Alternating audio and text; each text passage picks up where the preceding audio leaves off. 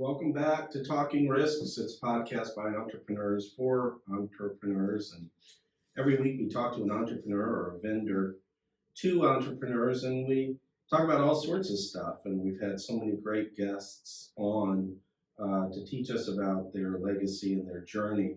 We've had some great ones, Ricky, over the last couple of weeks. Ricky and I are trying to bring more diversity into the program. That may sound strange coming from us, since we think most of these companies that talk about diversity are full of shit, but more diversity. We're going to try to bring a young entrepreneur on, which I think will be a lot of fun. Man, the energy that some of these kiddos have. But the lessons that we're learning across the board are fascinating to us, and we hope that for you listeners that have been with us for a while now that we've got about 25 of these podcasts under our belt, we hope that not only are you learning something, but you're seeing some similarities in stories between these entrepreneurs. You're seeing a thread kind of emerge, kind of a formula that you can follow as in your own entrepreneurialistic venture. And that's great, because that's really what it's all about. And I think I told you this, Ricky. I'm currently writing a book on lessons in business that Grandma knew. All right, it's going to be an airplane kind of a read, a 4 or 5 hour read.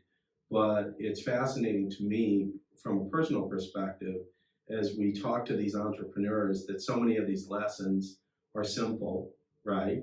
And so many of these lessons are followed consistently across the board by these entrepreneurs. Right. Yeah. And that's fun to see. So today's guest is going to be Ricky Hall. You might be familiar with him, and some of you are rolling your eyes going, oh, they ran out of gas, so Eric's just interviewing Ricky. The reason why I'm interviewing Ricky is Ricky and I did, for the Franchise Brokers Association, over the last probably two months ago, maybe, Ricky, we did a webinar, and it was the building of a franchise system. And Ricky, as you probably know, is building a franchise system. And that franchise system, we have goals of achieving hundreds of units across the United States. And Ricky's got a very fascinating story to tell that we really haven't told yet on the podcast. I know in the first episode, Ricky, we talked a little bit about our background. But as we did that webinar with the FBA, the Franchise Brokers Association, it just dawned on me that we probably need to focus a little bit more on your story.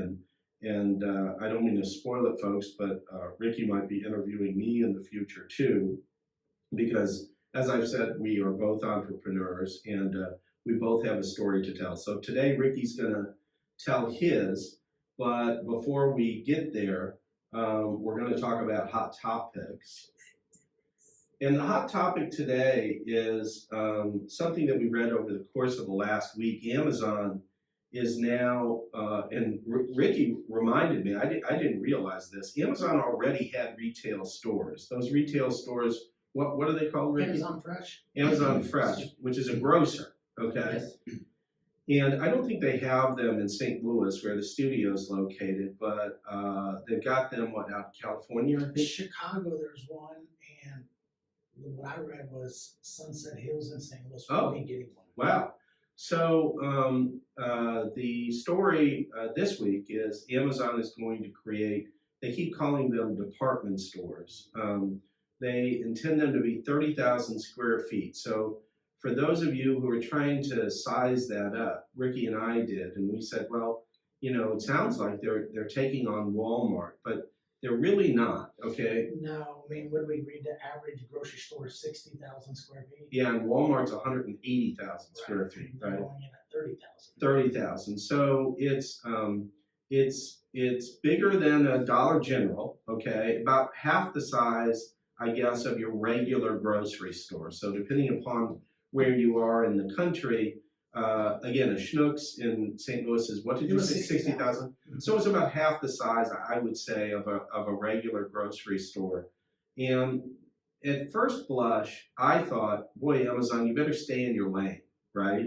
You're a distribution company. That's what you are. You're a e-commerce and distribution company, and you do it better than anybody else. All right. I don't think that can even be argued, right? The technology they have for that is amazing. And right now, I'm having a hard time even getting my U.S. Postal Service to work for me. Okay. Yeah, if you want to see something amazing with Amazon, just Google Amazon robots. It just blows your mind. Right. It is truly amazing. And while I don't agree with his politics, Bezos' politics, or going to space in a big penis the way he did, dude's amazing, right? You gotta give credit where credit is due.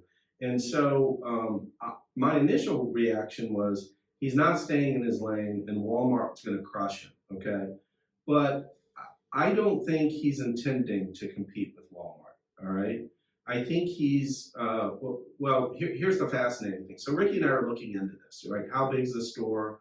What are they going to sell? And the first thing that struck us is Amazon is going to focus on its own brands. Mm-hmm. Now that, to me, is extremely fascinating, right?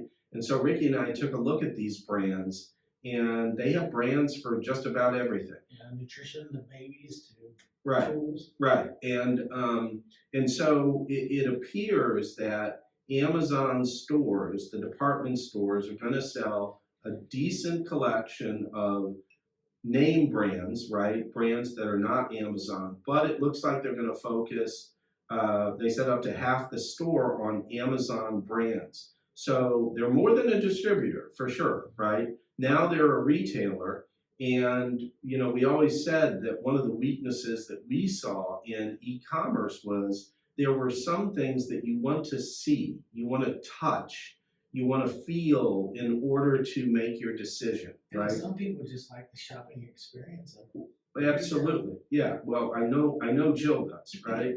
For sure. And hell, I like going out and taking a look and, you know, going through the aisles as well. But one thing that I'm going to be interested in is, are the prices going to be just undercutting what other folks do, right? And so we looked at, for example, Ricky, we looked at their protein powder, mm-hmm. right? And it looks like their product compared to your product isn't as, what's the word I'm looking for? Not as potent, right? Yeah. Let's talk about the whey protein. Yeah. But they're not really undercutting what you sell on a retail basis. No, and what we looked at looked like they basically adjusted the serving size to make it look like you're getting a better buy. But all in all, I mean, and Billy can speak to this from Billy. Whey protein at the raw level. Well, and I think that, and guys, I encourage you listeners to look this up. It is fascinating the direction that they're going to go, but I think that the person who truly is concerned about their protein intake, and I'm sure other people are too, but the group that I associate with that are concerned about their protein intake are people who lift. And those people look at grams. How many grams am I going to get in? And they look at calories. And source of protein. Right. And ultimately, it'll be interesting to see, for example, just in the protein powder, if they can sell that 20 gram per serving, whey protein to people who are serious about their protein intake. And that will be interesting because, you can drive down your cost per serving by putting plant protein in versus a straight whey protein. Sure. But you can still call it whey because it's mostly whey. Yeah, sure. But that's how you get your cost down. So when you're learning to read a label and understanding that, then you're comparing apples to apples. Yeah, sure. The one thing that I think might have a real impact on this is, now think about these stores. They're obviously competing with someone, right? They're going to have retail brick and mortar stores. What they're going to be called, I don't know. The Amazon grocery store is called Amazon Fresh. Mm-hmm. I'm sure it'll be called Amazon something, right? But most of their competitors, because yes, they are competing with brick and mortar now, They don't own their own sources of distribution. Walmart does, of course, but a lot of grocery stores, for example, are being distributed by Cisco and US Foods and whatever. And so, the thing that I noticed in food and probably in supplements too, Ricky, is there are so many mouths to feed. You've got your co-packer, the people that are producing the product, okay, which is generally not the company. And then beyond the co-packer, you've got the distributor, all right? And then the distributor goes to the retailer, and the retailer's got to make a cut. And then the people that created the product in the first place have to get a cut. So there's at least 4 mouths to feed.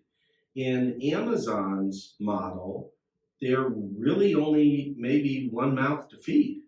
Yeah, I assume Amazon's not producing their own products, so maybe 2 mouths to feed. Maybe 2, yeah. A co-packer and Amazon. Yeah.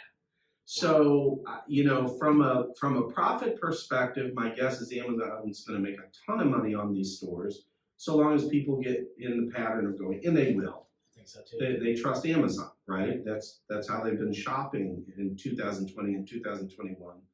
But it'll be interesting to see whether greed at Amazon takes precedence over what they could actually sell those products for, which my guess is they can undercut the competition pretty significantly. Because two less mouths to feed. They are the retailer, they are the distributor, so the only amount they got to feed is the manufacturer. And a smaller footprint. Yeah, absolutely. Overhead down. Yeah, absolutely. So it'll be very interesting. These stores are supposed to be coming within the next year. They start in California and Ohio, of all places. But Ohio's the birthplace, believe it or not. Columbus, Ohio, is the birthplace of a ton of franchises. And I had heard years ago, first time I went to Columbus, it's like, oh boy, this is going to be miserable. Actually, Columbus is a very nice town, as is Cincinnati. But remember, folks, we live in St. Louis, so going to the river is a thrill for us. Right. But the thing is that Columbus is a nice town, but I was amazed at how many franchise brands were born in Columbus. So there has to be something about Ohio that says that from a socioeconomic perspective, this is representative of the country, right? So it'll be fascinating to watch for sure. Watch it play out. Yeah. So all right. So now we're going to talk about Ricky. And Ricky, the first thing I don't want to miss this. So Ricky's got an exciting announcement regarding his brand. So remind people again what your brand is, where to find it, and let us know what happened over the last 48 hours or so. Yeah, Ricky. My website is nhq.rocks. My Instagram is RickyNHQ. But in the last 24 hours, a guy that's managed the store for me for many, many years, and then went on and was a manager of the franchise store that Jeremy purchased. He's a trainer, nutrition guy, and one of his guys been training, and we would be a NutritionHQ athlete, won Mr. Indiana last night, which is massive. It's a huge accomplishment for both those guys. Yeah, that's a big deal, right? And speak about massive, this dude's massive, but he's short. Yep. What is he, 5'5", 5'6", maybe? Yeah. Joe, if you're taller, I apologize. Yeah, but yeah. Joe Carlisle's his name. So. Yeah, he's not one to be picked on for sure. No. Yeah. So I got to ask you. It's funny. I've never asked this question before, and again, I know that some people who are listening are going to think, "Oh boy, this is Eric bragging a bit." Maybe it is, but so I've been doing this lifting thing for going on 4 years, I think now. It's amazing, and I live with our friend Billy, but it's amazing to me when I go to the gym that there are these guys. I'm almost 60. I'm 59. There are these guys that look incredible. Okay, they got these huge muscles, right? And then I look at them lift weights, and I go, "What? Right? You're lifting with those weights?" And they're lifting to maintain that physique.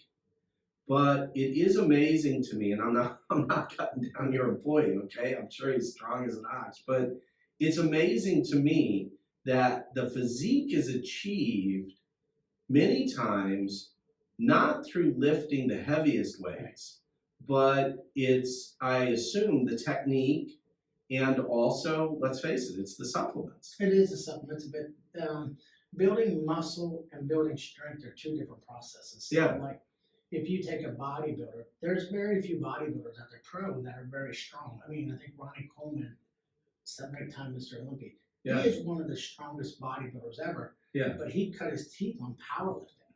Yeah. Now this guy's had, I think he's got a cage around his spine now, just lifting, and he says he doesn't regret any of it. But right. He was one of the strongest ones out there, but very few people have done that. And then there's been stories that say that showing a bodybuilder like squatting 500 pounds was not true because they would put styrofoam weights in to make it look like it was actually more than that's for ridiculous. these magazine shoots. Yeah. Yeah, and so as I lift, my sister asked me this. She said, well, what's the goal here? Just to lift more? It's like, yeah, I guess, right? It always is, lift more or more reps, right? But I get frustrated that I'm not built like the guys that are coming in lifting half the weight, right? But they're focused on, the way they eat, probably, I couldn't do it. Yeah, that's a science. Food is a science of its own, and timing and the nutrients and the fasting and all that stuff is just, that's a process. Like most anybody that looks like they do. Yeah. Their Sundays are spent food prepping for the week. Yeah. Not me. And then every 3 hours, boom, they're eating chicken and broccoli. Right. Steak and broccoli. Yeah. Right. I don't think I could do it. Right.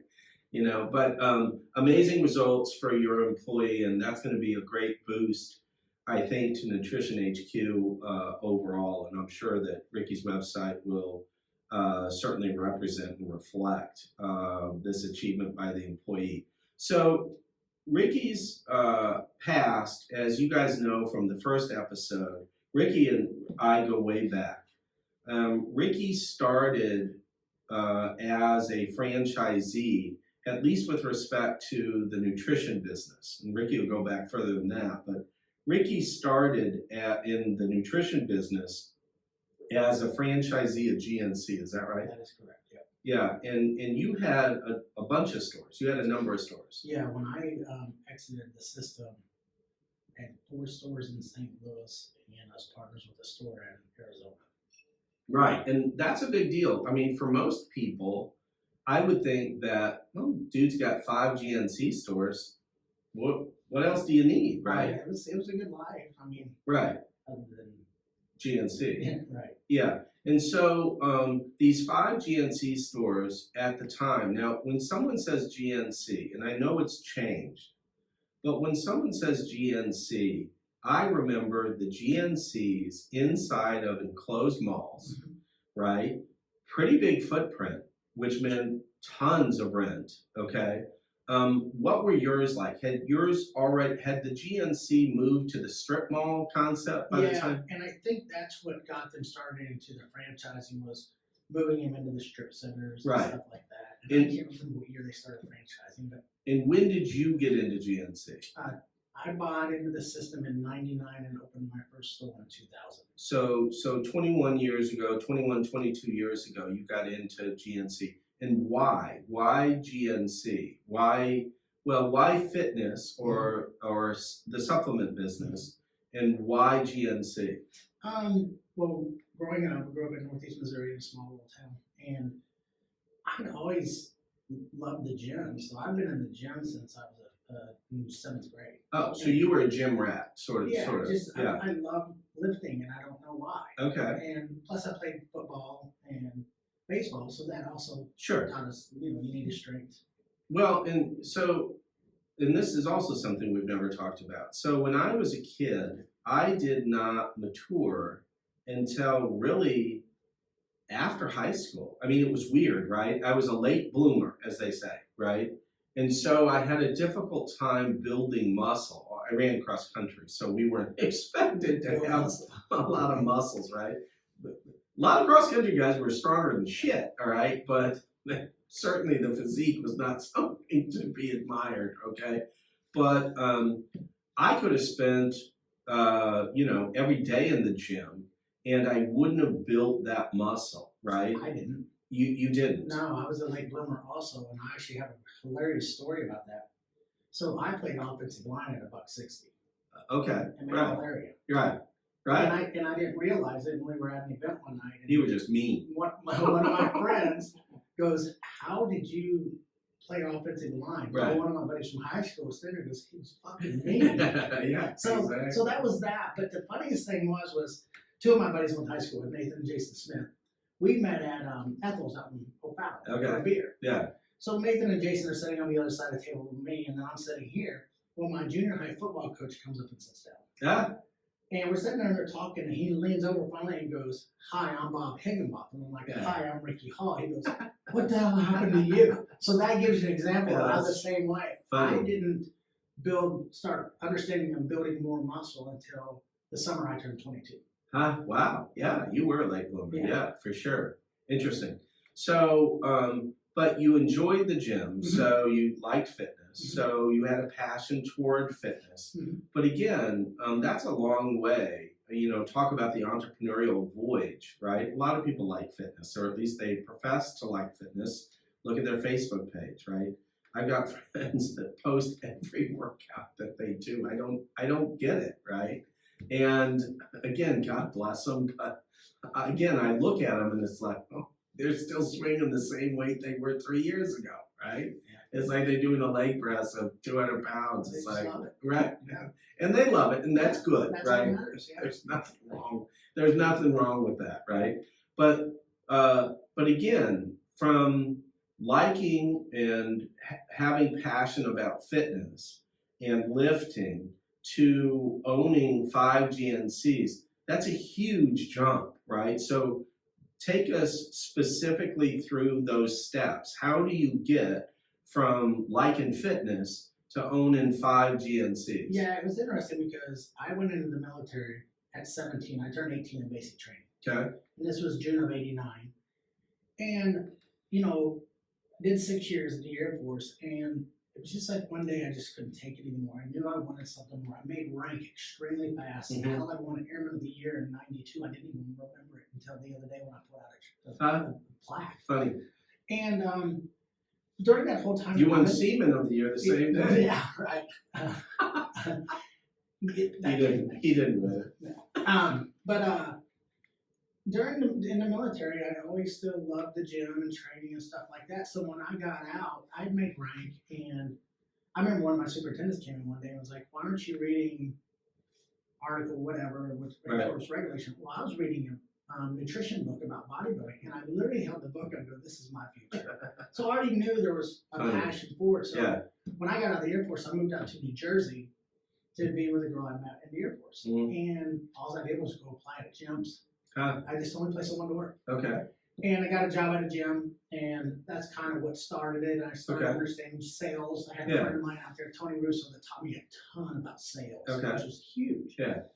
So during that same time, I took a construction job, rebuilding the refueling system I learned in the military. Okay. So I went from making $7 an hour to $28 an hour. $7 an hour on Sunday, Monday I'm making $28 an hour. Amazing. So I did this over a year. Yeah. And I saved up, I think, $25,000. Okay. Well, one of my best friends and his sister worked for one of our buddies that we hung out with, and he had bought, and his mom and dad had bought him into a GNC franchise. Okay. And she worked there. And what at the time? What was the cost to start a GNC franchise? Do you remember? I do. My initial franchise fee was $30,000. This is big. I mean, this is look, $30,000 is nothing to sneeze at now, but in 1990, whatever. 99. Right. So $30,000, a big chunk of change. And by the way, that's an initial franchise fee. That's just spent money. You don't get nothing for it other than you get granted the license and you get trained. But the rest of the stuff, what do you think he had to put in? If I remember right, Eric, I think my build out with inventory was $180,000. So I mean, huge dollars. Yeah. Oh, massive. Right, and plus you need capital to get you to, this is one thing we talk about. I was just talking to a prospective client when we came in the studio today, and they were saying, oh, well, how much money do we need to break even? And it's like, break even? I said, that is not your goal, to break even, right? And they go, well, you know, our accountant said, you know, we gotta put enough money away to break even. I said, well, fire your accountant. I said, these people were driving at the time. I said, when you stopped at that last stop sign and that guy was begging for dollars, I said, he is broken even. Yeah. Is that what you want? Right? I mean, he doesn't have anything and he doesn't owe anything. Folks, that's called breaking even. I said, what you're trying to reach is sustainability. I said, sustainability, what's that? I said, that's when your business is cutting you checks and you stop cutting it checks. Right. Okay? You got to have enough money to reach that point. So it wasn't just $210,000. It's probably $250,000 or more. Oh, easily. Yeah. I mean, Yeah. I look back and I'm 28 years old stepping into this. Right. Okay, so hold on. So you go to work for this cat who's No. mom and dad? Oh. No, my best friend's sister worked for him. Oh, okay. She was like, Jim, you and Ricky got to do this. Oh. He's killing it. He doesn't have a clue what he's So doing. his mom and dad were the financiers, Mhm. though, of it. Okay. All right. Interesting. So that's kind of what started us. But that's usually a recipe for disaster And as it was. partners. It ended up being a disaster. He And ended up why? losing his store and, Oh. yeah, and everything. So it just didn't have the work ethic. But at least you learned the GNC system. I knew about it. I didn't know anything yet about the system. Oh. So then I filled out an application and sent it to the GNC, Okay. and then drove out and met with their franchise development guy. And how big was GNC at the time? My goodness, I think they're around 4,000 stores, but they were Oh. making a hard push to grow their franchise. Oh. And that's what allowed me to get in, because I put down $15,000 for the franchise fee, and then they financed the other 15. Okay. And then they financed the complete build out, but at like 16% interest. Oh, my credit card interest. Yeah. Wow. But, you Yeah. know, like, I made it. Yeah. And the thing is, so once I met with GNC, I didn't have the net worth. And Right. I didn't have. I'm surprised. I mean, again, no offense, but I'm surprised, young guy, really no cash. None. They approved you. They must have seen something. in Well, and that's it. They liked military guys. I was Okay. a veteran, so they liked that. So when I decided to move back to Missouri to be closer to my son, it. Right.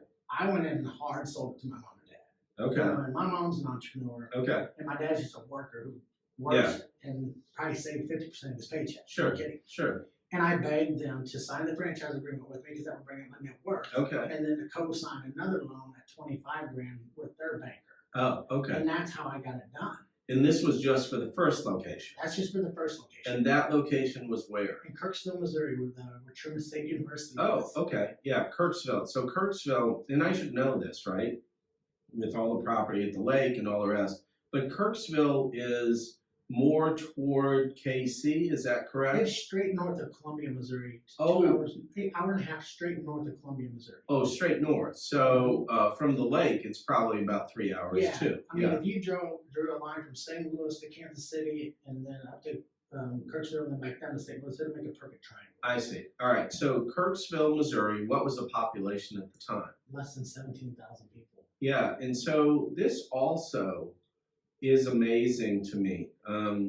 You know, people, I think often think about business and where to locate business based upon, well, I need the biggest number of residents. And boy, that often is not the case, right? I see various brands, you know, ones that I represent, saying, well, we want to focus. Well, you're included in this group. We want to focus on these markets that maybe are underserved, right? And well, Quincy's a great example. I don't know what's in the water in Quincy, Illinois, but I represent two businesses. One is Ricky's, and one is another franchisor related. It's an affiliate. It's the folks from Pickleman's. They're doing Pickleman's Pantry there. And Quincy is an amazing town, right? So why didn't your fear, I assume you had it, or your doubt of a 17,000 person city have you coming to St. Louis or Kansas City or something like that? I mean, that had to be a mental process of Kirksville is where I should put this store. Yeah, they were, man, I looked at Kirksville and Hannibal. Oh. Yeah, because Hannibal's even smaller, it's isn't not it? the same Oh, size. it is. Yeah, Okay. but it's so close to Quincy, most people. Oh, okay. So what made me go to Kirksville was the college there at Truman State. Mm. The GNC had said that they liked these markets. Okay. These were markets I shouldn't have made it. Huh, interesting. Yeah. And so your client base there, what was that made up of? And I know it's calling on a long time ago, but No, so I thought the college kids would pay the bills. they It's- didn't have the dough. No, and it's the blue collar people. Huh? 28 to 58 people, 50 men, women. Yeah. Yeah. And were you working that store every day? So that's the funny thing too. I opened that store, I want to say like February 9th. Okay. And I worked it every day, open and close, until June 23rd, which was my birthday. Ah, And I left at 5 o'clock to go have a beer okay. and come back and help close up. I finally hired my first employee. Huh? But I had to. I Yeah. had to do it that way. I didn't have money to Yeah. hire an employee. So you worked 6 months, Yeah, pretty much. 6 months, and you worked, like we talked about, opening to close. Yeah. Right. Yeah, bell to bell, so we call it. Yeah. Bell to bell. And okay, so that store obviously eventually made it. But you were living in Kirksville? I was. You were. Okay. All right. So why another, and how did you come to buy another, and how did you come to locate that second store? What drove that? Yeah, so, in GNC, you should be out of business in about 2.5 to 3 years, and then I'll write you a check for 10 grand and you're off and out of the system. Right, and we'll get to that because GNC was, I think, didn't do franchising well, right? And there's one reason for that, and we both have talked about it quite a bit. But you're making money, all right? And so you're thinking, okay, so I might be able to build an empire with these kids. Yeah, and what had happened was I learned to go out and negotiate my own buying power. Okay. Buying my own products direct, which increased my margins because I cut out the middleman, which was GNC's warehouse. Oh, so that's worth noting, right? And all franchises aren't like this, folks, but GNC was in the distribution channel. And once they were in the distribution channel, requiring franchisees to buy a good portion of their product from them and charging them a big wholesale price, that was really how GNC was making their money, right? Selling the product. So Ricky, you were already with your first store, as you started to save money, increase your margin, you were already a pain in GNC's side. You had to be. Right, I was, but right at that time, GNC wasn't too worried about us going out and negotiating our deals because still paying your royalties. Yeah, you're still paying your royalties, but it hadn't hit their radar yet. So we're like, what's going on? Sales were up, my sales were growing, the store, cruising. Right. It was doing really well. So rather than follow I gotta buy, 90% of my product from GNC wholesale. Right, and watch it sit there on the shelves because people don't want it, you said, I'm gonna buy these other brands, put it on my shelves because this is what people actually want. Yeah, and another franchisee had set up a website called NutritionHQ, which was a forum that franchisees could talk to each other about good practices and, hey, I brought in XYZ vendor and this is what it's done. So think about me going from buying a weight loss pill from GNC for $19 to going to your company and buying the same one, similar, for $12. Yeah. That's $8 automatic to my bottom line. Of course, right. And so a couple things surprised me about that. The GNC didn't put the hammer down and say, look, damn it, you gotta buy this, which would have caused their destruction or their lowering of their stores much more quickly than what actually happened. So I was surprised by that. And I was also surprised that this franchisee with thousands of stores, they didn't already have a network of franchisees talking to each other. Yeah, they have done a good job with, there were some franchise associations out there, but they never got legs under them. Interesting. Yeah. But once the franchisees started seeing their margins really decrease, that's when they started talking more. And that's what started the NutriVillage. Yeah. Interesting. So, but you're in it for another store. Why? Why a second store? Yeah, so a friend of mine that lives in Tucson, you heard me talk about him, Tim, Tucson Tim, he wanted to buy it. I mean, his wife had went to Kirksville, was in the med school, and he loved the store, and him and I became really, really good friends. So I got word out there that there were some franchisees struggling in St. Louis. So I was like, let me go take a look at it. And one of my, what they call a DFO, I can't remember what that stood for, but his name was Nathan, and he kept reaching out and goes, hey, this store in St. Louis is struggling. I think they would sell. And they were struggling probably in because they were following the GNC system. Of course. They were buying all that GNC crap that was, very high margins for GNC, low margins for the franchisee, and by the way, no one wanted it. Yeah, and what was funny was I was selling a product by a company called NDS, and they had a really good weight loss kit, and they had some good private label stuff, or better stuff. Yeah. And one of the guys that worked for them, his name was Dave Lakin, and he was like, Ricky, Tina in Troy, Missouri is really struggling. Okay. And I said, he goes, would you go down and help her and do some training? I said, I'd love to. Yeah. Well, anyway, David talked to her, and then she had talked to her husband, and her husband said, no, I was just some punk kid that didn't know what I was doing, ended up buying your store. So he didn't want to sell to you because he was a jackass. Well, it was so funny. He didn't want me to train his staff, but then I ended up buying his store. That's funny. Pay the bills. That's funny. Yeah. So, so you went in there and you installed the Ricky system. Yes, absolutely. So Tim ended up buying into my company, 30%. So he gave me some cash. Yeah. And then I had built a bank relationship too. Okay. So if I would go in and buy a store, just keep the number simple, for 100, we'd put 20% down, and the bank would pick up 80%. So I started to build. Yeah. And I'm listening to business books. I'm reading business books. And like, I'm 20.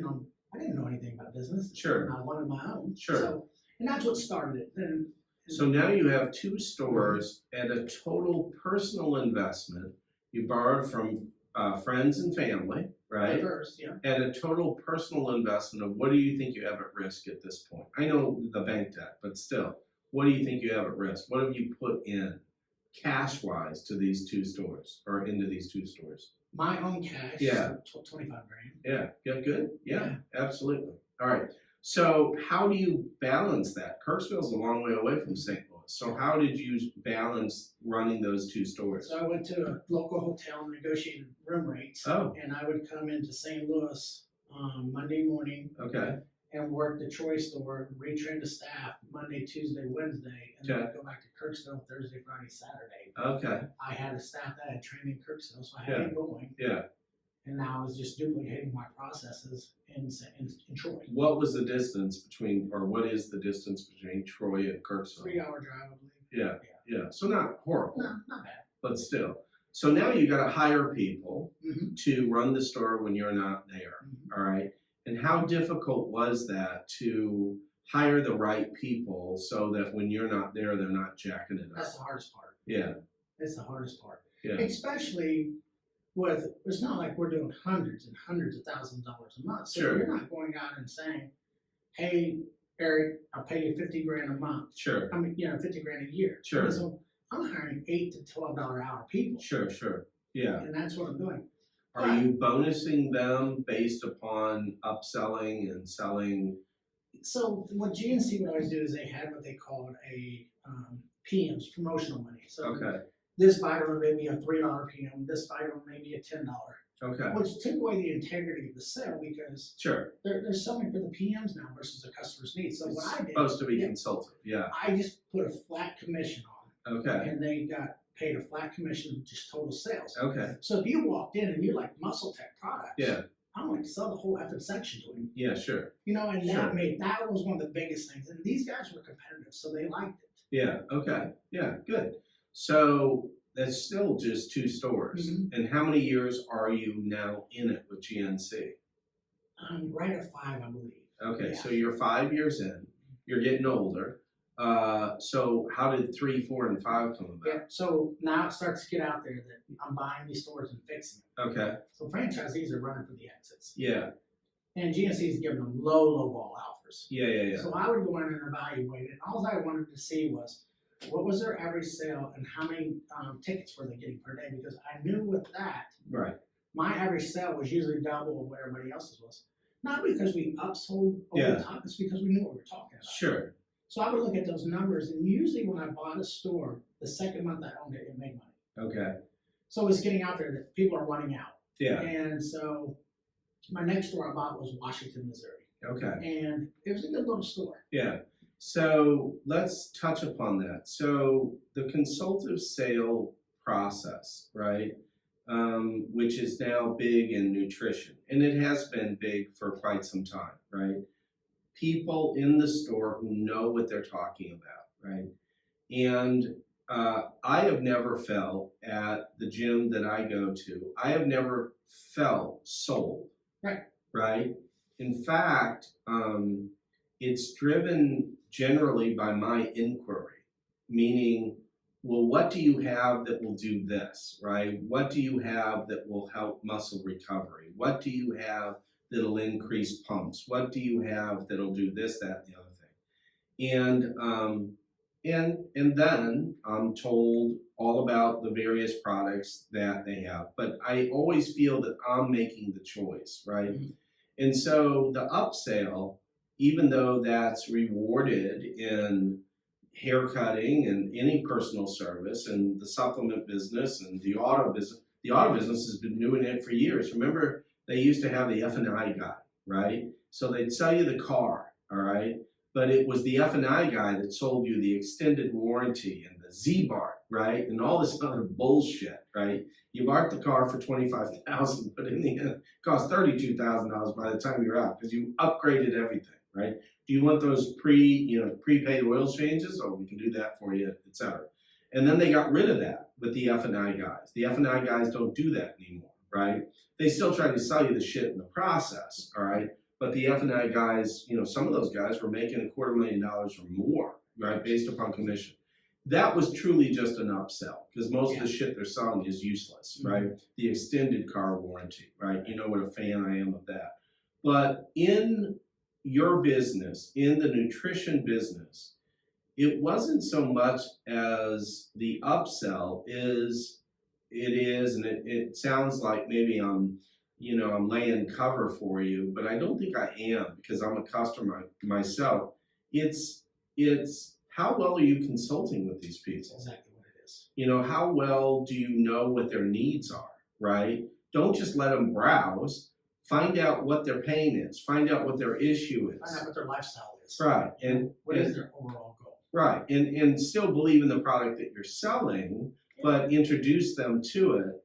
But again, I'm amazed at my gym, the bags of stuff that are being carried out through that consultative process, right? It's absolutely amazing. And I remember a lady came in one day and she was probably my perfect customer. Mm-hmm. And I bet she had a $300 ticket. Right. And you're just selling all this to me so you make your commission. I was like, well, first off, I don't make commission. Right. And I said, if you would rather you tell me how much you want to spend and we back down, and then we can go from there. But I said, what you have here, I believe in. Right. And that totally took a whole different thing because she was like, oh, wow. Yeah.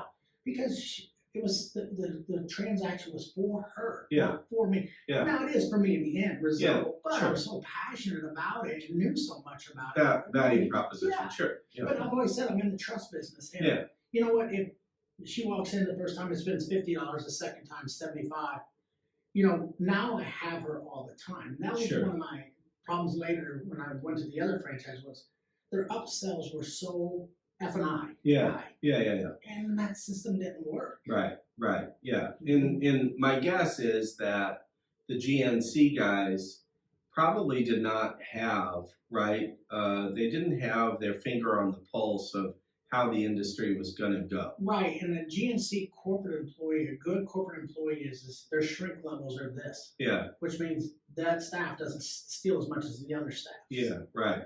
Not that she knows anything or he knows anything about it. Sure. They were just filling a spot. Where were they out of? Pittsburgh. Pittsburgh. Mm-hmm. All right, so you got two stores. 3 stores now in Washington, Missouri. So now you're spreading yourself even thinner, Yep. right? So why make the decision to do 4 and 5? Yeah, so back to it, I had figured out a system that I could turn these stores around and make them profitable. And So now it was just, where are the stores available at? yeah. Okay. And how Cheap can you get them? how cheap can I get them, but Yeah. how far can I stretch myself? So Sure. at this time now, I'm buying a house in Winsville and moving to St. Louis because this thing's growing. Okay. And then I bought the Arnold store from Okay. a guy. And Yeah. that's what got me to But just Winsville to Arnold is a hell of a drive. It's a 40-minute drive. Yeah. Is it? Yeah. But, you know, and I hit my stores every single week. Yeah. I was in each store every single week. Yeah. And at what point was it the Arnold store? Now that's the 4th store. Mm-hmm. Was it the Arnold store that you had enough going on with the other stores that the bank's saying, look, we'll loan you the dough, or what? Yeah, so we wrote a check for the Choice store, so we owned it free and clear. Okay. Kirksville's now paid off. Oh. So now we basically, between Arnold and Washington, between the 4 stores, we have $160,000 in debt, and that's it. Okay. Yeah, not and bad. We're probably going to do, with Arnold, I think we did about $1.5 million that year. Jesus. Yeah, between the 4 stores. Huge. Yeah, and then Yeah. in the meantime, though, you know, Tim moved back to Tucson, and he wanted to get in. So then I bought into his. So we did the same deal out there. I bought a percentage of that. Oh, so the 5th store was in Tucson. Mm-hmm. Oh, interesting. Yep, and then fast forward from there, I ended up closing Kirksville because it just really went downhill. Okay. Just some unethical landlord stuff. Yeah. And I refused to renew a lease. Yeah. And then GNC wanted me to pay a new franchise fee But to move it on the other side of town. no. And I just said, I'll close it. And There one wasn't a relocation fee? Yeah, and the funny thing was the guy called me and goes, "You're seriously going to close the store? Why don't you just let us buy it for 10 cents on the dollar?" I said, "Principal." He goes, "No franchisees ever close a store on us like this." So it's tough. Come by, you'll see the pictures of the dumpster tomorrow. Yeah.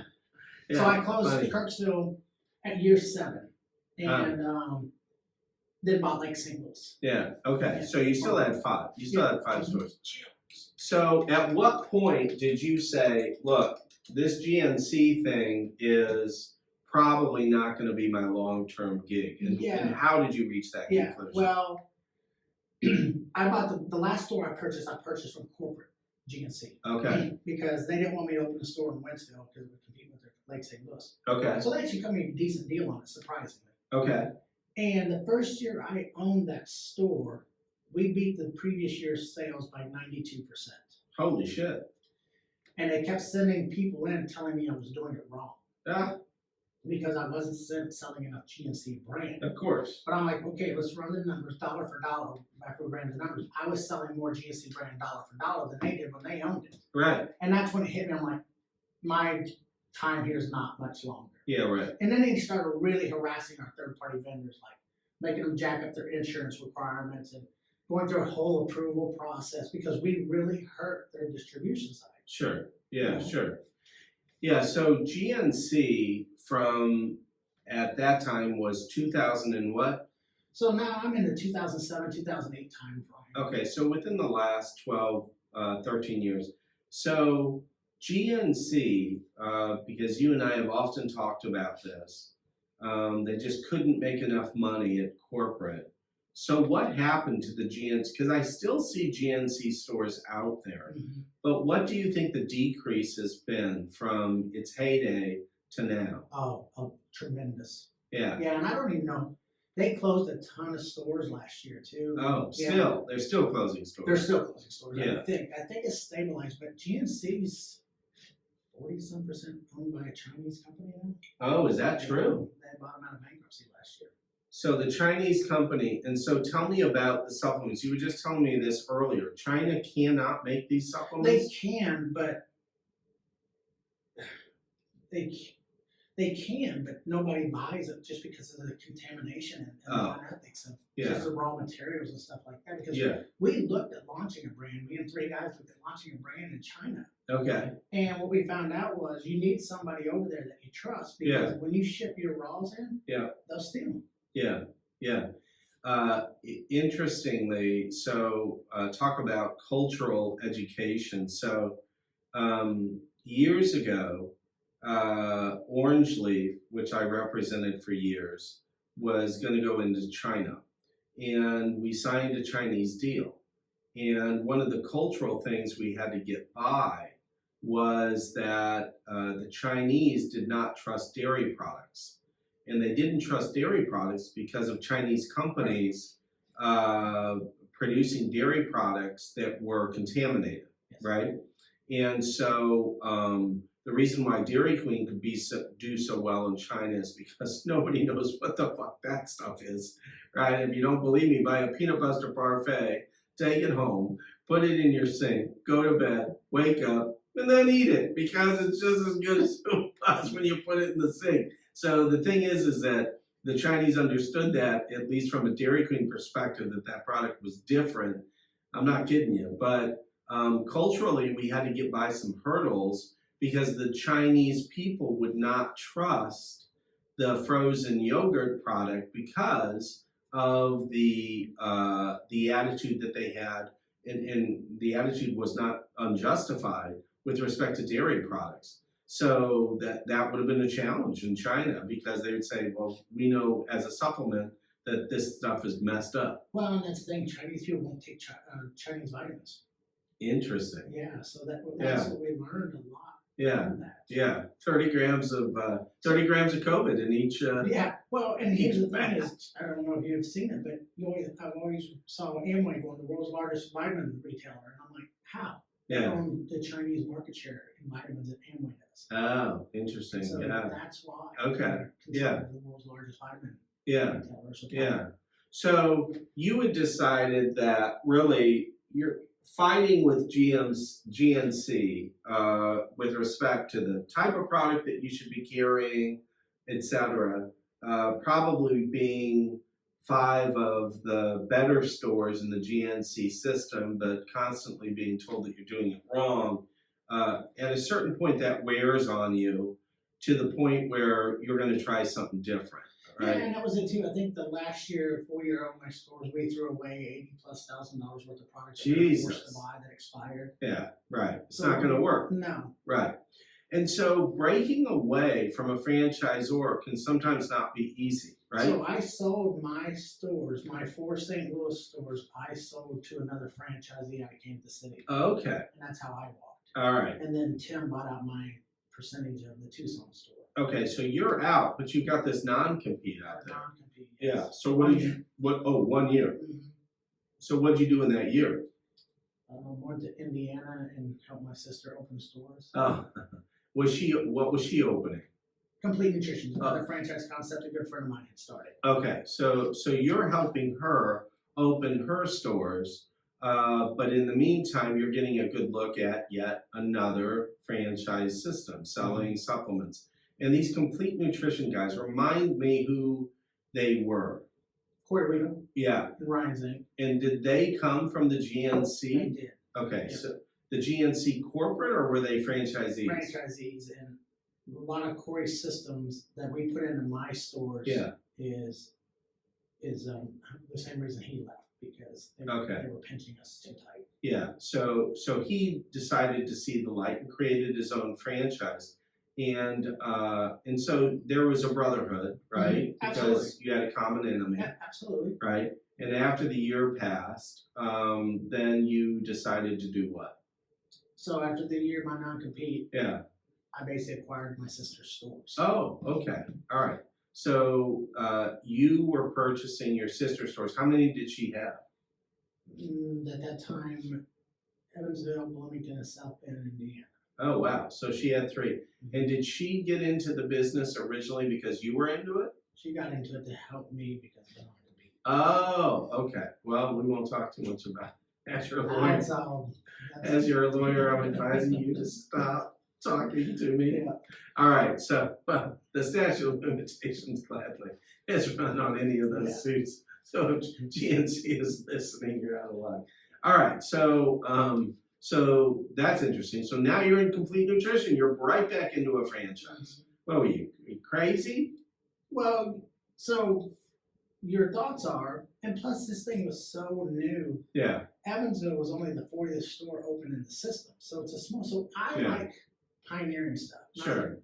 And I felt like I could come in young and we could mold this into the right franchise. Sure. With, guidance of him being a franchisee that was frustrated and now him being a franchisor. Yeah. Plus they had a manufacturing and they were manufacturing good products. We had great margins and they were passing those savings on us. So sales are up, margins are up. Okay. Yeah. Yeah. Okay. So Complete Nutrition, it was a different look. I remember the stores. And it was kind of a sleeker look. Yeah. More modern. Less product on the shelves, right? Less product on the shelves, but you were turning inventory, and that's the whole goal. Yeah. Is to turn the inventory. Yeah. However, which later comes back to bite you because people want variety. So like, what do you got for a good pre-workout? Well, I have Taste 3. I've been on Taste 3 for several months. Yeah, but I have it in blueberry flavor. Yeah. People wanted something different. Sure. They want variety. Yeah, sure. So, but this was embracing the consultative model, right? Mm-hmm. And I remember some of your stores. Now, you didn't stop, though, at 3. No, I ended up at the end, I had 7 Complete Nutrition. Jeez, 3 in Indiana, and 3 in St. Louis, and 1 in Quincy, Illinois. Yeah. And so how did your journey with Complete Nutrition, how did that evolve? And ultimately, how did it end? So the same thing, the support and the quality of products was going downhill fast. So it was all about profit margin at corporate, right? And greed is such a it's such a tragedy, but it is so enticing. Oh, it's sad, but greed is what took them down. Right. I literally sent an email on Friday night and said, you were part of the team. Yeah. We're ready to roll. We're going to take the franchise down. Yeah. Right. In 3 weeks, we had negotiated a mutual release. Yeah. And where did Complete Nutrition end up? So they're gone now. They're an online store only. There's no more. But they were at 300 some odd stores.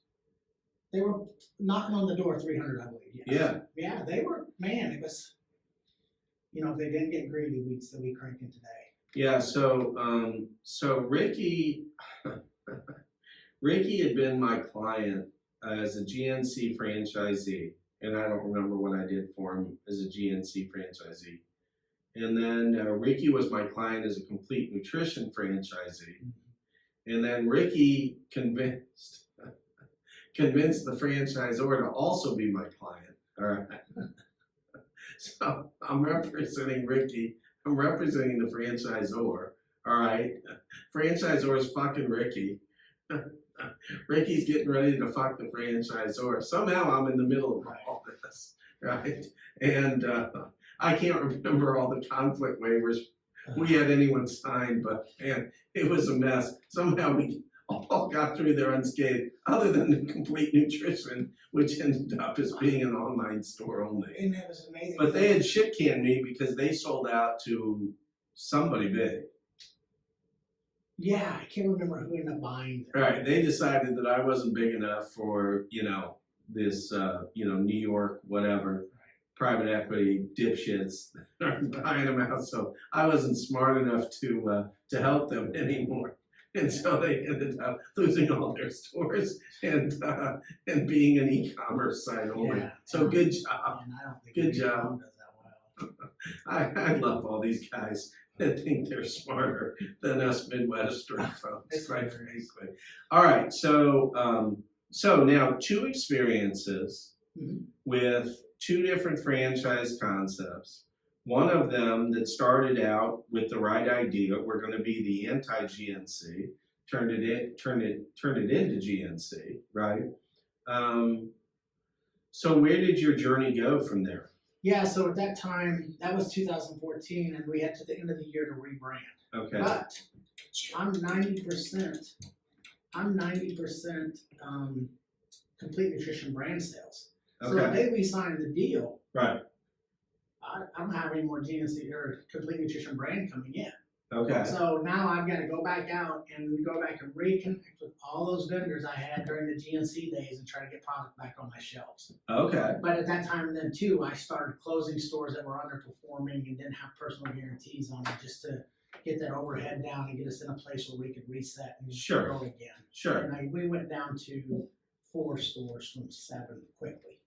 Yeah, the one thing about the complete nutrition stores that I remember was, these were pretty high-end leases. Man, that lease in West County Mall was $8,500 a month. Oh my God. I mean, that's a huge nut. And when people aren't coming through the door, the franchisor's recommendation was buy more radio. Like we're buying as much radio right now as these car dealerships. Yeah. We're trying to sell a $50 vitamin. Yeah. And it wasn't the answer. Yeah. So you get out of complete nutrition, and at some point, I think you were already talking about this probably when you were in complete nutrition. You're talking about creating your own brand. You're talking about doing this right. Okay. So when did that idea? When was the seed of that idea? Oh man, right in that same time, let's, you're in survival mode. Yeah, yeah. And we were still talking franchising, that it could be done right. And you knew the business, and it was all greed. Yeah. It was me, you, Marilyn, and I want to say Natalie were going to lunch. Yeah. And we were talking about it then. So that was probably the summer of 2014. Yeah, not too long ago, really. Not 6 really. years ago. Yeah. Right, 7 years ago. So the thing is that the thing I like about the supplement business is the customer should be passionate. They have goals that they're trying to achieve, all right? And that's unlike the browser, right? And maybe you do have browsers in your stores, I don't know, but they're driven to achieve a particular result, right? And so they're looking to give me a product that can help me achieve that result, right? And feel better about myself. Right. And so these are motivated customers, right? We're a destination process. Shopping. Yeah. They should not be people that you should have to sell to. Right. Right. But you got to present products which you believe will actually address what the issue Get the is. results. It's one of my favorite quotes by Jack Daly. When you care more about the customer than the sell, you'll sell more. Yeah, of There's course. so much value to that. Yeah. Zig Ziglar said the same thing. If you have to honestly believe that the customer will benefit more from the sale than you will. Yeah. Right. And then if you take care of the customer, they're going to come back and see you 9 to 10 times a year. Sure. Yeah, sure. It's good business. Yeah, that adds up. Right. So, but to build a franchisor, okay, number one, you have to develop a brand, right? A protectable brand. You have to develop suppliers. Somebody has to make this stuff. Somebody has to brand it. Somebody has to formulate that. These are huge steps, right? So how do you go about that? Yeah, so we went through a whole process with the marketing company.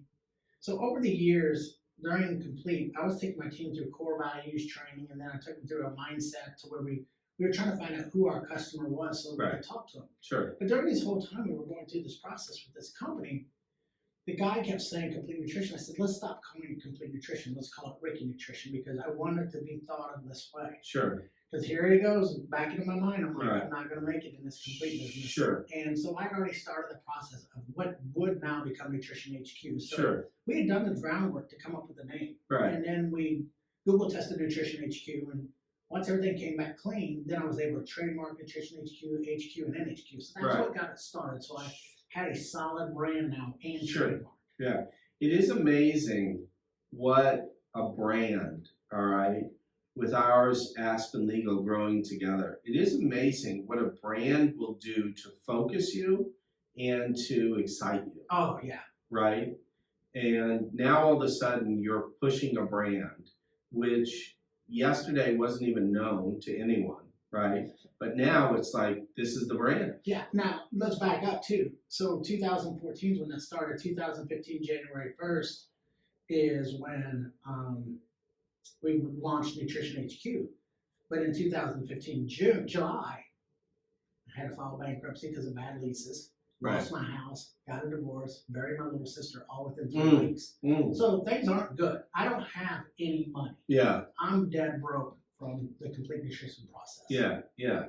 Well, and I was there with that process, and boy, there was something that I screwed up in that process. I can't remember what it was. It was something with the lease. It must have been the Fairview Heights lease. That was the one they were coming in for $2 million. Yeah, yeah, and something that I didn't negotiate, I can't remember.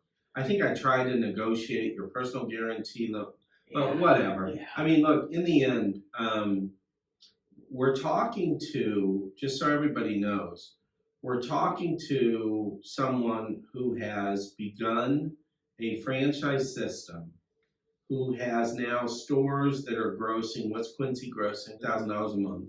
Yeah. Yeah. In the supplement business. And guys, this is not a dirty word, all right? And I'm conservative and I believe you ought to pay your bills and all the rest, okay? But bankruptcy is a tool, right? That's provided to you, right? For the risk you take. Yeah, well, and it's like, right, and we talked about this with Trump, right? Hillary Clinton, that's never taking a risk in her life, she said, well, you know, Donald Trump has had to file bankruptcies multiple times. You know, my view on that, and again, this is not a pro-Donald Trump statement, but at least he took a risk. At least he took the risk, right? Every time I sign on the bottom line for another loan, for another lake house, for another $300,000, $400,000, $500,000, it's like, you know, criticize me if you want, tell me your armchair quarterback opinion, but you haven't signed shit, right? So it is a tool to entrepreneurs everywhere. It is a tool that you can use, and I've never, ever had an entrepreneur, I've had a few of them, go through bankruptcy. There was a franchise called,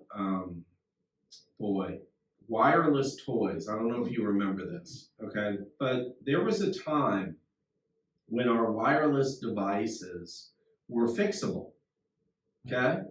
And they're still fixable today, but they're not fixed. They're thrown away, right? If your phone breaks, what do? Fucking throw it away, okay? Yeah, you spend $500 for it. The actual worth is $17, by the way. And they throw it away, and you sign up a new lease or a new whatever, right? And but there was a time when things were fixed, right? It was brief, right? And Wireless Toys was this, and I had a client that bought a bunch of wireless toys. These were retail outlets, and they would fix your iPad and your cell phone, etc. And now it sounds so silly, right? Because everything's disposable, right? But same deal. Filed bankruptcy, came out, bought a new franchise, right? Wasn't scared of a franchise. He just judged it wrong, right? With respect to technology. And by the way, technological investments, guys, watch yourself with technological investments, because there's always something new coming out, right? And it's going to be unless you're maybe Facebook or things like that, it's going to be a real flash in the pan. At least that's my experience with the photo station investment that I made. I put in hundreds of thousands of dollars in the photo station investment, and that everybody came out with their phones with cameras on them. It's like, oh, fuck. Guessed wrong, learned the hard way for sure, right? But that bankruptcy was a good thing. It was cleansing. Well, it was, because then it allowed me to finish cleaning up these leases. Because I had 3 more mall locations. Rent was 6, 13, 20 grand a month at 3 locations. Yeah. So I just stopped paying rent and negotiated out of these malls and went across the street and opened up in a strip center. Yeah. And still trying to save the company, but now we're seeing the light at the end of the tunnel. We're getting there. Sure. And then at that time too, so going back to Quincy, which is a unique story, I always want to put a nutrition store there. I didn't know what it would be, and I did a YouTube video about this. But when I was going in to do that lease, Complete kept saying, go over and we only recommend, we don't do any square feet smaller than 1,500. I'm like, well, Evansville's 800, so there's another lie. Yeah. So they wanted me in the mall community because they're getting kickbacks from these landlords in these malls. Oh. And so I was like, we're putting this store right here. But 1,500 is not considered a big space. No. 800 is pretty small. 800 is very small. That's 2 times a hotel room. Yeah. Yeah. The that Evansville store at 800 square feet was cranking. It did 854,000 one year. So yeah, so guys, so just so you know, let's do the math. So these commercial leases for retail, all right, it's nothing for them to be, and I'm going to say fully loaded. And for those of you who know commercial leasing, I apologize, but a fully loaded lease is your rent, your base rent, your CAM charge, insurance and taxes. You're paying for all that shit, right? And a good retail location, and again, guys, I know this varies based upon Beverly Hills is not going to be Midwestern prices, but just use $30 per square foot as a start, right? So the difference between, what do we say, 1,500 and 800, whoops, 1,500 and 800 is 700 square feet times 30, right? It's a savings of $21,000 per year, right? It's a big deal, right? Square footage matters when you're leasing, and you know, everybody says, oh well, you know, I'll have a nice office here. It's like, fuck that, have an office at your home. Yeah. Right. Yeah. And that was the key, is at that point, how do we move these stores and get the rent down? So we took rent from $20,000 a month in the 3 Indiana locations down to $5,000-6,000 a month for the 3. Oh wow. Yeah. Average around 2,200. Yeah. Yeah. Yeah. So we knew that was the right move. Yeah. Sure. Yeah. Yeah. And but going back to Quincy, I put the store there. I said we can either put it here as a complete nutrition, or we can put it here as another nutrition store, but it's going in this space. Yeah. So that was the store we never had to disrupt during anything. Okay. And now, as things are going on, we're still trying to get Indiana up and going. Quincy's starting to get some legs. Okay. You know, because we had the right location. Yeah. Now we're branding, and we're bringing in the right products, and Sure. we're just seeing door swings increase each year, each month. So we Interesting. knew we were on to something. Yeah. Yeah. And then Tyler, you know, at the time I was still trying to save Indiana. He wanted to buy in. Okay. So that's when he literally bought Quincy, and we made it a licensed store to start testing the franchise concept. Yeah. Sure. And Yeah. that's really was the tipping point, like, holy shit, this is it.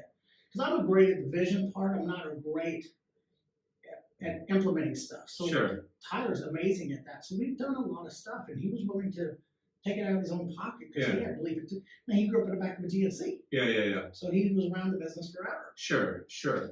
So two things. So now we're trying to sell franchises. We're trying to sell NutritionHQ franchises. We've got a good brand. We've got stores that are doing well, all right?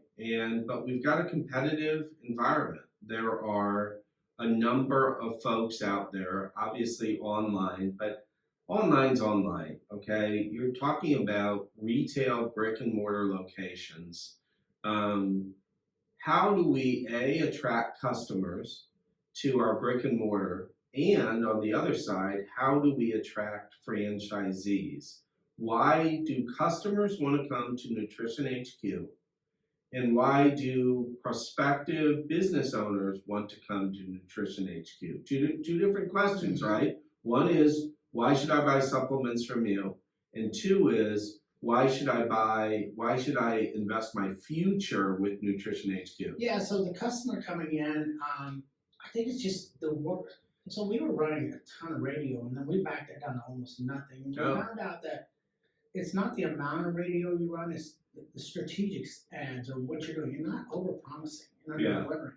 So we started. It's a good, listen, it is a great trademark, okay? And I know this is going to sound simpleton, but guys, don't try to overthink the branding, all right?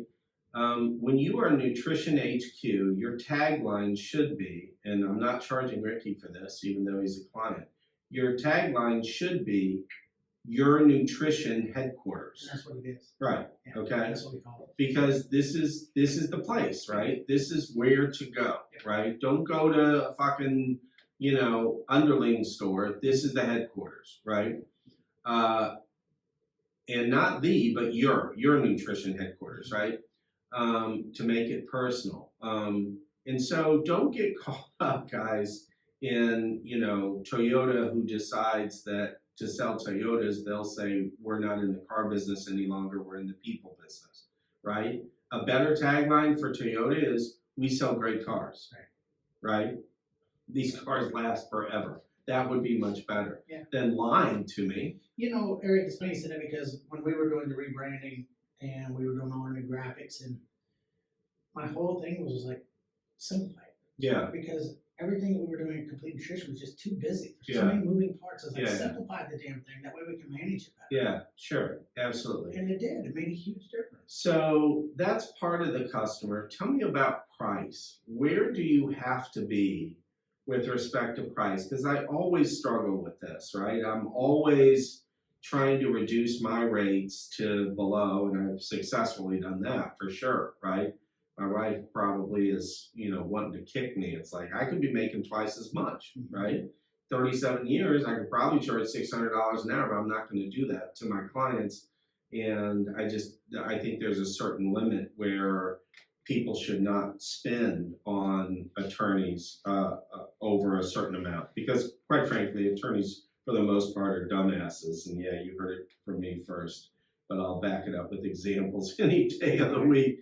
But the thing is how much of this is price-based? We've built such a reputation now that price very seldom comes up in the stores. Now, what's done it though is we went from an average ticket at Complete Nutrition of $125, $130 per customer down to our average ticket today is $60. Okay. So people are feeling more value because they don't really want to get home and go, man, I just got ripped and dipped. Well, and your spouse, okay, if your spouse is not on board with this, your spouse checks your credit card or your debit card, and she or he may say, like, you just dropped $150 at the supplement store, right? And it's real. It's very real. It is, and that goes back to the GSC. We've talked about this. I have no regrets to any of this because it's made me a better business person. I can be a better franchisor. Now I know the way to sign the right leases. Sure. But it goes back to one of my customers I had in Kirksville. His name was Evan, and he came in 5 days a week and bought a trial pack multivitamin, a protein drink, and he would buy one more thing. I can't remember what it was. 3 little items that totaled maybe $8. Yeah. And I kept telling him, like, you save so much more if you buy a big bottle. Right.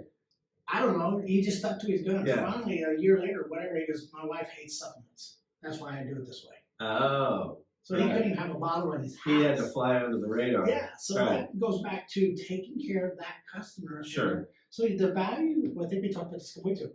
The guy walking in to buy Evan buying his 3 little packets to the guy that's buying 150 should get the exact same experience. Yeah. Feel the exact same love. Of course. And I think that's what we provide. Yeah. I believe that's what we provide. Yeah, good.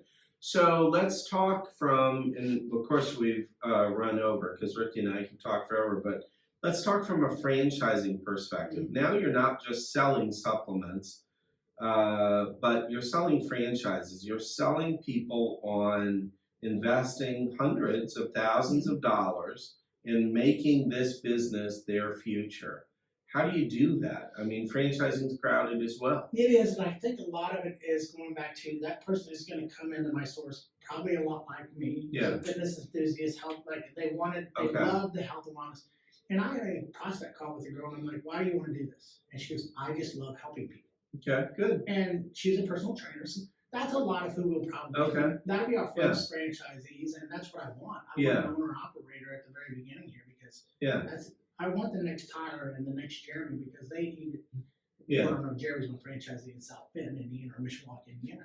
And that's what we want. So Tyler's a fitness enthusiast, Jeremy's a fitness enthusiast, Jeremy also owns a gym. Yeah. So that's his lifestyle. Yeah. So, when I am advising people, and I think this closely aligns with what you just said with respect to your prospective franchisee wanting to help people. So when I'm advising people on starting their own business, not franchising, just any business, right? I tell them they have 3 questions to ask themselves. 1, are people buying what they're selling, right? And these are not trick questions. Sometimes when a lawyer asks a question, people think it's like, this must be a difficult question. It's like, no, are people buying this, right? Are they buying it today? And are they planning to buy it in the future, right? And that if you're selling Depends diapers, right, in the future matters, because within a few years, 1/3 of the American citizenry will be over 65 years old, right?